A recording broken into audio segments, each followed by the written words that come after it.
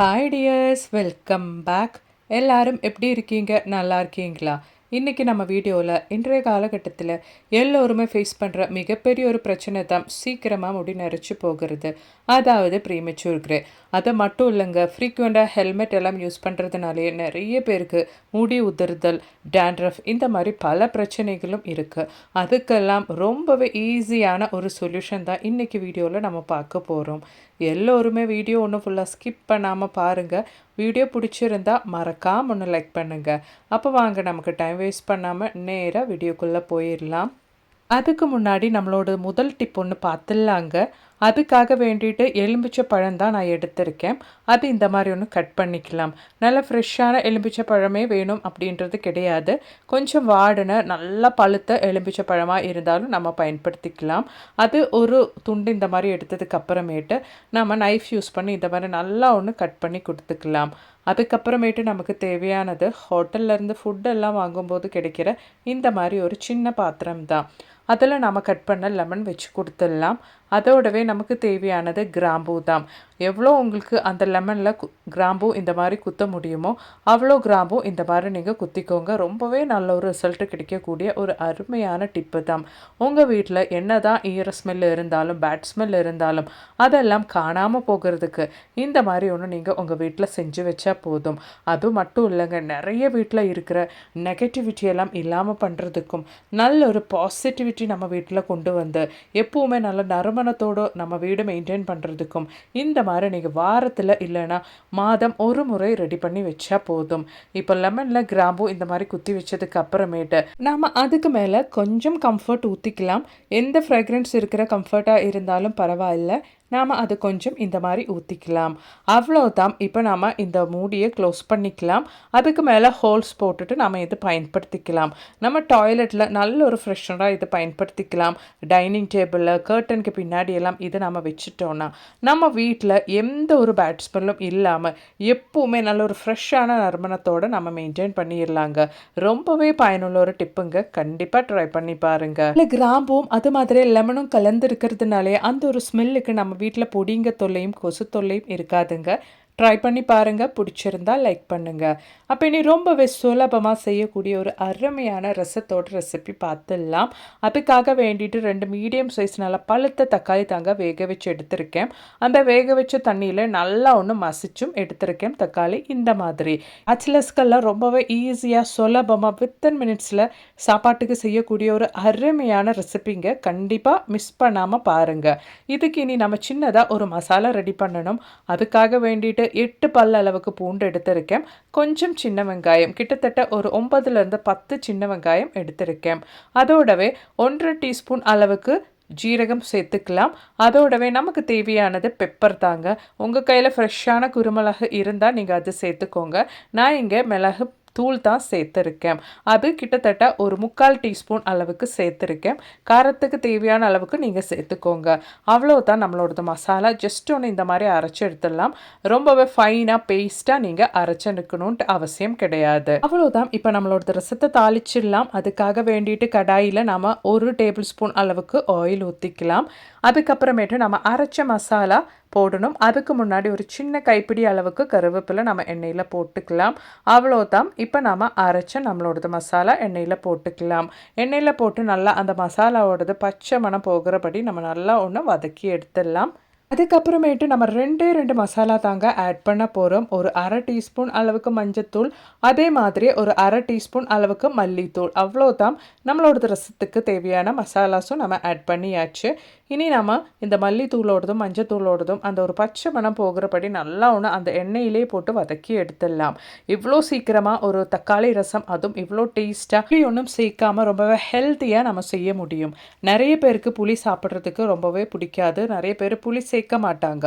அந்த மாதிரி இருக்கிறவங்களுக்கெல்லாம் இது ரொம்பவே அருமையான ஒரு ரெசிபியாகவே இருக்கும். அவ்வளோதான். நம்மளோட மசாலா எண்ணெயில் நல்லா வதங்கியாச்சு. பச்சை மணம்லாம் போய் அந்த எண்ணெய் நல்லா மேலே திரிஞ்சு வந்தாச்சு. இந்த டைமில் நம்ம மசிச்சு வச்ச தக்காளி இந்த மாதிரி ஒன்று வடிகட்டி நம்ம அந்த மசாலாவோட சேர்த்துக்கலாம். தக்காளி அப்படியே சேர்க்கணுன்னு விருப்பம் இருக்கிறவங்க அப்படியே கூட சேர்த்துக்கலாம், வடிகட்டாமல். அவ்வளோதான். இப்போ நல்லா ஒன்று மிக்ஸ் பண்ணிவிட்டு தேவையான அளவுக்கு உப்பும் சேர்த்துக்கலாம். அதோடவே நமக்கு தேவையானது காயத்தூள் தாங்க. அதை நான் ஒரு 1/4 டீஸ்பூன் அளவுக்கு சேர்த்து கொடுத்துருக்கேன். இப்போ நல்லா ஒன்று கொதி வந்தால் போதும், நம்மளோடது டேஸ்டியான ரசம் இங்கே நொடியில் ரெடி ஆயிரும். அவ்வளோதான் பாருங்கள், நம்மளோடது ரசம் கொதிக்க ஆரம்பிச்சிருச்சு. இப்போ நமக்கு இதில் சேர்க்க வேண்டிய இன்க்ரீடியன்ட்ஸ் மல்லி இலை தான். நல்லா வாஷ் பண்ணிவிட்டு ஒரு சின்ன கைப்பிடி அளவுக்கு மல்லி இலை அதுக்கு மேலே போட்டால் போதுங்க. ரொம்பவே சிம்பிளாக அதுவும் டேஸ்டியான முறையில் செய்யக்கூடிய அருமையான தக்காளி ரசம் இங்கே ரெடி ஆயிருச்சு. சாப்பாட்டுக்கு ஒரு அப்பளம் மட்டும் பொரிச்சு எடுத்தால் போதும், நிறைய சாப்பாடு சாப்பிட்டாலும் பத்தாது, அவ்வளோ டேஸ்டியாக இருக்குங்க. கண்டிப்பாக நீங்களும் ட்ரை பண்ணி பாருங்கள். பிடிச்சிருந்தா மறக்காம ஒன்று லைக் பண்ணுங்கள். அப்போ இனி நம்ம தம்ப்நெயிலில் பார்த்த மாதிரி இந்த ஒரு மாதுளப்பழத்தோட தோல் வச்சு எப்படி நம்மளோடது வெள்ளை முடி கருக்க வைக்கிறது, அது மட்டும் இல்லை ப்ரீமெச்சூர் கிரே நம்ம இல்லாமல் பண்ணுறது அப்படின்றத பார்த்துடலாம். இந்த ஒரு மாதுளப்பழத்தில் இருக்கும் ஆன்டி ஆக்சிடென்ட்டுகள் முடி வேரை ஆரோக்கியமாக வைக்கிறதுக்கு உதவுகிறது, முடி உதிர்வை குறைக்கவும் உதவுகிறது, தலை சருமத்திற்கு நல்லது, அதாவது ஸ்கேல்பை ட்ரை பண்ணாமல் ஸ்கேல்போட டல்னஸ் இல்லாமல் பார்த்துக்கும். அதுக்காக வேண்டிட்டு நாம் இங்கே ஒரு பெரிய கிளாஸ் அளவுக்கு தண்ணி எடுத்துக்கலாம். அதில் தேவையான அளவுக்கு மாதுளை தோல் நம்ம இந்த மாதிரி கட் பண்ணி சேர்த்துக்கலாம். நம்ம எப்பவுமே பயன்படுத்துறதுக்காக வேண்டிட்டு நம்ம வீட்டில் மாதுளப்பழத்தோட தோலை நாம் காய வச்சு எடுத்து வச்சிட்டோன்னா மிக்சி ஜாரில் போட்டு பொடிச்சு நம்ம ஸ்டோர் பண்ணிட்டு கூட பயன்படுத்திக்கலாம். நான் இப்போ ஃப்ரெஷ்ஷான தோலை தான் கழுவி பயன்படுத்திட்டு இருக்கிறேன். அவ்வளோதான், தேவையான அளவுக்கு இந்த மாதிரி நம்ம கட் பண்ணி சேர்த்துக்கலாம். இதோடவே நமக்கு தேவையானது டீ தூள் தான். அது நம்ம 1 டீஸ்பூன் அளவுக்கு சேர்த்துக்கலாம். நம்ம வீட்டில் என்ன டீ தூள் நம்ம பயன்படுத்துகிறோமோ அதே சேர்த்துக்கலாம். அதோடவே ஒரு 1/4 டீஸ்பூன் அளவுக்கு கரிஞ்சீரகம் சேர்த்துட்டு நல்லா ஒன்று மிக்ஸ் பண்ணிக்கலாம். அவ்வளோதான். இனி இது அடுப்பில் வச்சு லோ ஃப்ளேமில் ஒரு 10 நிமிஷத்துக்கு நம்ம குக் பண்ணி எடுத்தால் போதும். அதாவது அந்த மாதுளப்பழத்தோடதும் டீ தூளோடதும் நம்மளோடது கரிஞ்சீரகத்தோடதெல்லாம் எசன்ஸு அந்த தண்ணியில் நல்லபடியாக நமக்கு இறங்கி கிடைக்கணும். அதுக்காக வேண்டிட்டு அவ்வளோதான். 10 நிமிஷம் டைம் முடிஞ்சிருச்சு. நம்மளோட சொல்யூஷன் நல்லா ஆறிடுச்சு. இப்போ நம்ம இதை ஃபில்டர் பண்ணி ஒரு பாத்திரத்துக்கு மாற்றிடலாம். அதுக்கப்புறமேட்டு ஒரு ஸ்ப்ரே பாட்டிலுக்கு மாற்றி நம்ம பயன்படுத்திக்கலாம். ஒரு அருமையான ஹேர் ஸ்ப்ரே அப்படி இல்லைனா ஹேர் செரம் தாங்க நம்ம இங்கே ரெடி பண்ணியிருக்கோம்.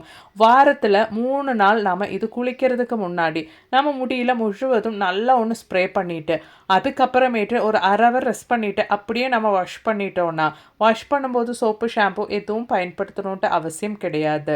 இன்றைய காலகட்டத்தில் ஹெல்மெட் யூஸ் பண்ணிட்டு வர முடி உதிர்தல் அது மட்டும் இல்லை, நிறைய பேருக்கு இருக்கிற ப்ரீமெச்சூர் கிரே எல்லாம் இல்லாமல் பண்ணுறதுக்கு இது ரொம்பவே உதவும். ட்ரை பண்ணி பாருங்கள். அப்போ இனி அது போலவே நமக்கு நம்மளோடது அடுத்த டிப் ஒன்று பார்த்துடலாங்க. அதுக்காக வேண்டிட்டு மாதுளப்பழத்தோட தோல் நான் மிக்சி ஜாரில் போடுறேன். தேவையான அளவுக்கு எடுத்துக்கலாம். அதோடவே நான் கஞ்சி தண்ணி ஊற்றி தான் நல்லா அரைச்சி எடுக்க போகிறேங்க. நான் கஞ்சி தண்ணி ஊற்றி அரைச்சி எடுக்கிற அந்த ஒரு வீடியோ மிஸ் ஆகிட்டு இருக்குது. தேவையான அளவுக்கு எடுத்துக்கலாம். அதாவது உங்களோடது முடியோட குவான்டிட்டிக்கு தகுந்த மாதிரி நம்ம மாதுளப்பழத்தோட தோல் எடுத்துக்கலாம். இப்போ தேவையான அளவுக்கு கஞ்சி தண்ணி ஊற்றிட்டு இந்த மாதிரி ஒன்று நம்ம அரைச்சி எடுத்துக்கலாம். இப்போ நாம் அரைச்சி எடுத்த இந்த ஒரு விழுதை நம்ம எப்படி பயன்படுத்த போகிறோம் அப்படின்றத பார்த்துடலாம். அதுக்காக வேண்டிட்டு ஆயுர்வேதிக் ஷாப்பில் இருந்து ஆர்கானிக்கான பிளாக் ஹென்னா, கெமிக்கல் இல்லாத பிளாக் ஹென்னா தாங்க நான் வாங்கியிருக்கேன். அது 1 டீஸ்பூன் அளவுக்கு எடுத்துக்கலாம். அதோடவே ஒரு 1/2 டீஸ்பூன் அளவுக்கு ஹைபிஸ்கஸ் பவுடர் சேர்த்துடலாம். அதாவது செம்பருத்தி பூவோட பவுடர் தான் இது. அதுவும் நமக்கு ஆயுர்வேதிக் ஷாப்பில் இருந்து கிடைச்சிரும். இப்போ நம்ம அரைச்சி ரெடி பண்ண அந்த ஒரு மாதுளப்பழத்தோட விழுதை இந்த மாதிரி ஃபில்ட்ரு பண்ணி வடிகட்டி நம்ம இதோடவே சேர்த்துக்கலாம். ரொம்பவே பயனுள்ள ஒரு குறிப்புங்க. நிறைய பேருக்கு இருக்கிற ஒரு பிரச்சனை தான் ஹேர்டே பண்ணும்போது முடி ட்ரை ஆகுது, முடி கொட்டி போகுது, நிறைய முடி உதிர்ந்து போகுது அப்படின்றதெல்லாம். அது மட்டும் இல்லை, ஹேர்டே பண்ணும்போது அந்த கலர் ரொம்ப நாளைக்கு நீடிக்கிறது இல்லை அப்படின்றது. ஒரு முறை இந்த மாதிரியான ஹேர்டே செஞ்சு பாருங்கள். அதுக்கப்புறமேட்டு உங்களுக்கு அந்த ஒரு கலர் ரொம்ப நாளைக்கு நீடிக்கும். அது மட்டும் இல்லைங்க, முடி நல்லா திக்காகவும் அடர்த்தியாகவும் வளர்கிறதுக்கு ஆரம்பிக்கும். நம்ம இதில் கெமிக்கல் இல்லாத பிளாக் ஹென்னா ஆட் பண்ணதுனாலேயே வித்தின் மினிட்ஸ்லேயே உங்களோட வெள்ளை முடியெல்லாம் நல்லபடியாக கருமை ஆயிரும். கண்டிப்பாக இதுக்கு மேலே நீங்கள் ஹேர்டே பண்ணும்போது இந்த முறையில் ஒன்று ட்ரை பண்ணி பாருங்கள். அதுக்கப்புறமேட்டு இந்த மாதிரி தான் நீங்கள் ஹேர்டே பண்ணுவீங்க. கிராஜுவலாக நம்ம இதில் மாதுளப்பழம் ஆட் பண்ணி இருக்கிறதுனாலே உங்களோடது வெள்ளை முடி முழுவதும் கருப்பாக ஆரம்பிக்கும். அதனாலேயே 80 இல்லை 85 வயசானாலும் ஒரு வெள்ளை முடி கூட உங்கள் தலைமுடியில் இருக்காது. அந்த அளவுக்கு ஒரு வித்தியாசம் உங்களுக்கு உணர முடியும். கண்டிப்பாக ட்ரை பண்ணி பாருங்கள். பிடிச்சிருந்தா மறக்காமல் ஒன்று லைக் பண்ணுங்கள். அது மட்டும் இல்லைங்க, நிறைய வீடியோஸ் நான் என் சேனலில் ஆட் பண்ணியிருக்கேன். அது கூட கொஞ்சம் செக் பண்ணி பாருங்கள். பிடிச்சிருந்தா மறக்காமல் ஒன்று லைக் பண்ணுங்கள். தேங்க்ஸ் ஃபார் வாட்சிங்.